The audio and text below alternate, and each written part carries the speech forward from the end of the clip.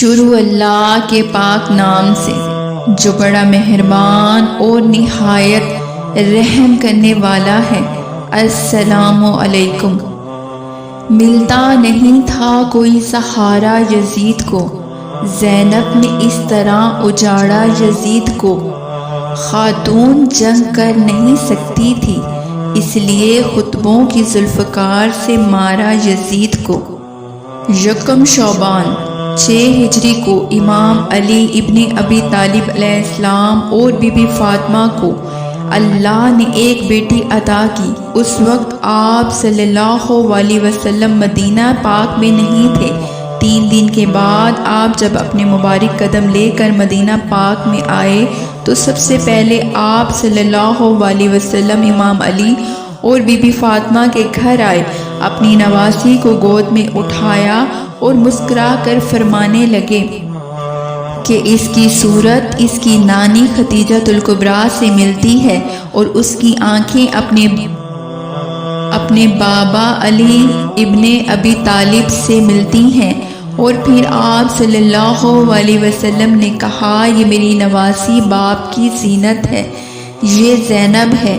بس یہ کہنا تھا۔ امام علی اور بی بی فاطمہ الزہرا سلام اللہ علیہا مبارکباد دینے لگے، لیکن آپ کی آنکھوں میں آنسو آ گئے۔ امام علی نے پوچھا، اے سرکار دو عالم، خوشی کے موقع پہ آنسو کیوں؟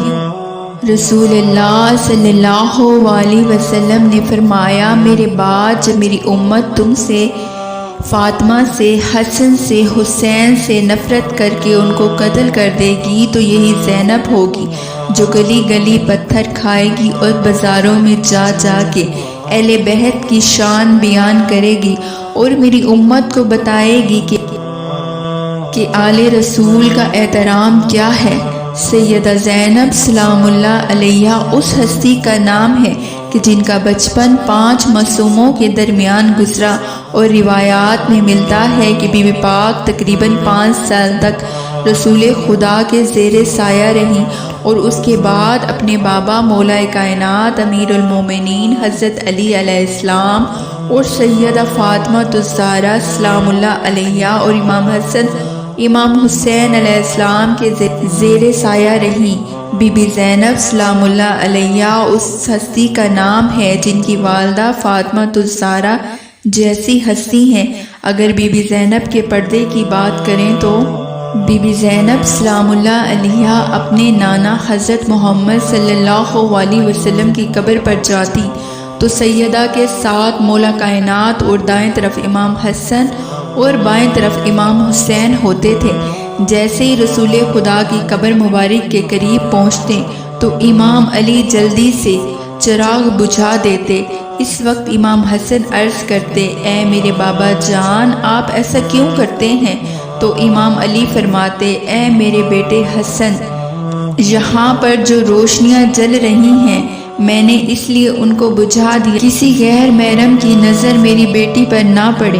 بی بی زینب کی عبادت کی بات کی جائے تو خواتین میں سے بی بی فاطمہ الزہرا سلام اللہ علیہا کے بعد سیدہ زینب جیسی عابدہ نہیں ملتی۔ جناب سیدہ اپنی والدہ کی طرح ساری رات عبادت کیا کرتی تھی۔ امام حسین کی بیٹی فاطمہ سے روایات ہے کہ 11 محرم ہر بی بی رو رہی تھی۔ بی بی زینب پوری رات عبادت کرتی رہی۔ روایات میں یہ بھی ہے کہ 10 محرم حضرت امام حسین علیہ السلام اپنی بہن کو وصیت کرتے ہیں، اے میری بہن، مجھے نماز تہجد میں نہ بھلانا۔ علی کی زینت ہے نام زینب، کلام حق ہے کلام زینب۔ سلام ہو امام علی کی بیٹی سیدہ زینب سلام اللہ علیہا پر۔